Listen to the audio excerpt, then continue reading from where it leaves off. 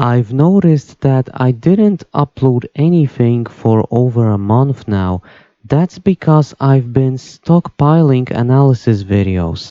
Since I'm currently stockpiling those analysis videos, why don't we talk about racing games that you can't play anymore?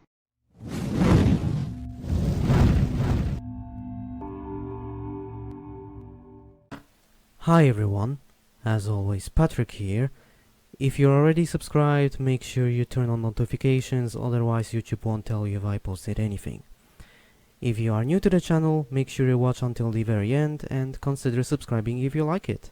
In this video, we'll cover 4 racing games that you can't play anymore.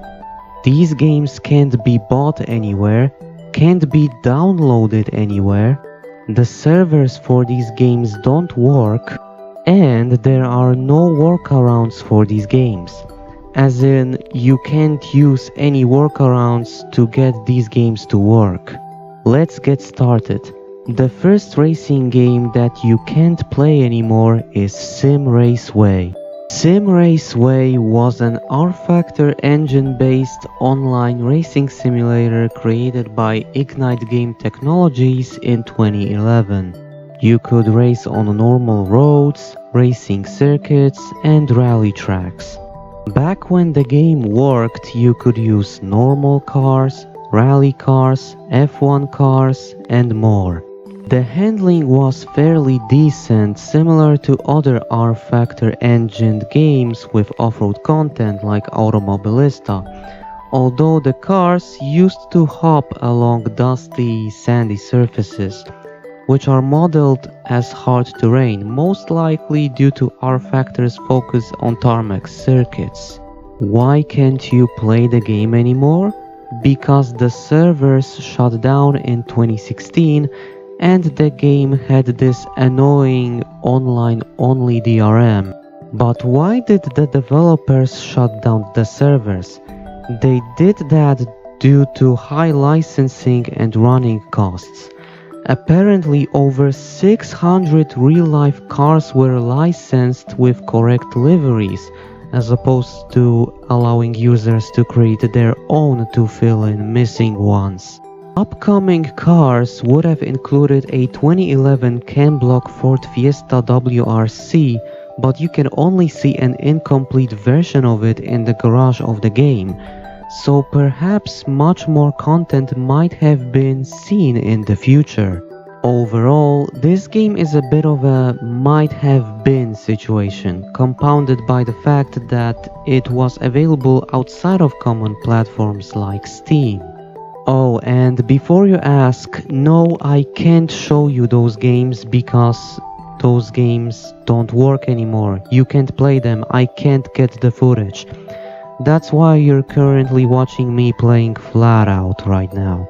The second racing game you can't play anymore is World of Speed. World of Speed was developed by... Actually, no one really knows who developed it. Some sources say the game was developed by Saber Interactive and Redemption Arc. Other sources say that it was developed by Slightly Mad Studios. So, who really developed the game? I have no idea. I also have no idea who published the game. Some sources say that the game was published by Mad Dog Games, but this information is not confirmed, so realistically anyone could have published this game. On top of that, no one knows when this game actually released. What people do know is the fact that it runs on the Madness engine, which is the engine Slightly Mad Studios uses for their games. So, at least we know that.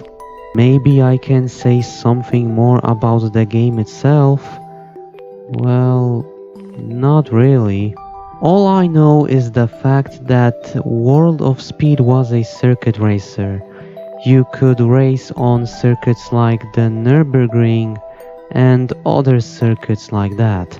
I guess the graphics were good, but Madness Engine always had great graphics, so take that as you will.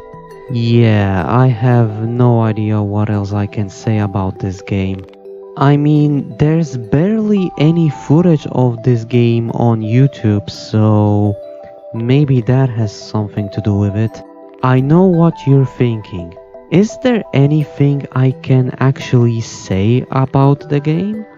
Well, yes, actually. The developers shut down the servers in 2018. And that's all I have to say about World of Speed. No, really, I have nothing else. The third racing game you can't play anymore is Forza Street. Or should I say Forza Street? That's how Italians say it, apparently. Anyway, Forza Street was developed by Electric Square and published by Microsoft Studios in 2018. It was the 12th overall title of the Forza series and the first entry that's not a part of either the main Motorsport or Horizon series. At one point, it was also widely considered to be the worst game in the franchise. Why? Let me explain. The gameplay was very poor. You could only control when to brake and accelerate at a corner.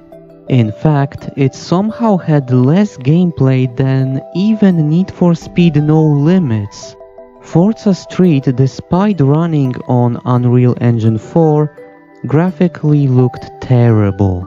The environment was extremely repetitive, with all of the races taking place around the same 4 tracks.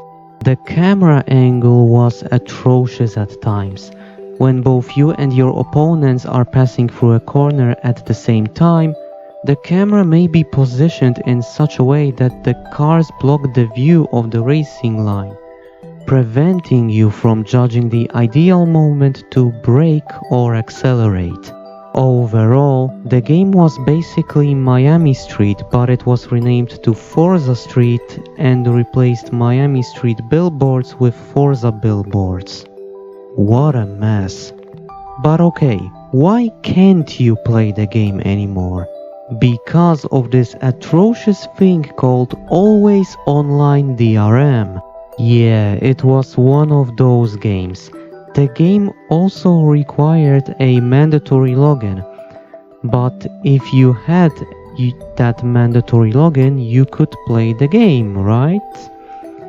Well, at one point you could, but you can't play the game anymore, as we've established earlier. It gets worse. The developers decided to abandon the game and shut down the servers in 2022. Maybe it's a good thing that the servers were shut down. No one liked the game anyways. And now, the moment you've been waiting for. The crew. Be honest, you knew it was coming. The Crew was developed by Ivory Tower and Ubisoft Reflections and published by, of course, Ubisoft in 2014. The Crew was in some way a spiritual successor to Test Drive Unlimited and Test Drive Unlimited 2, using many of the same developers. In that game you were racing on a condensed version of the USA. The game's focus was on being in a crew to do various, mostly not entirely legal racing and mission-based events, for example takedowns, whilst you're secretly working undercover, blah blah blah, you get the idea. The graphics were decent enough at the time, but it suffered from an occasional frame drop. And it also had a tendency to suddenly decide it's nighttime, midday time, which suddenly sends everything pitch dark. The sound design was okay, but a bit quiet. There were a lot of animals everywhere. Cars had not only endless rechargeable overtime nitro boost, but also They mend or used to mend themselves slowly over time too. So it was basically an arcade racer. But I'm pretty sure you knew all of that already. Now, why can't you play the game anymore? It's simple. The crew had this atrocious thing called Always Online DRM. This DRM was connected to the servers, and the developers shut down the servers, and because of that you can't play the game anymore. The servers were shut down in 2024, but I'm pretty sure you know about all of that already. So, what's the moral of the story? Or I guess these 4 stories? Always online DRM is garbage. But that pretty much sums up everything I wanted to say in this analysis video. Thank you for watching, and I'll see you next time.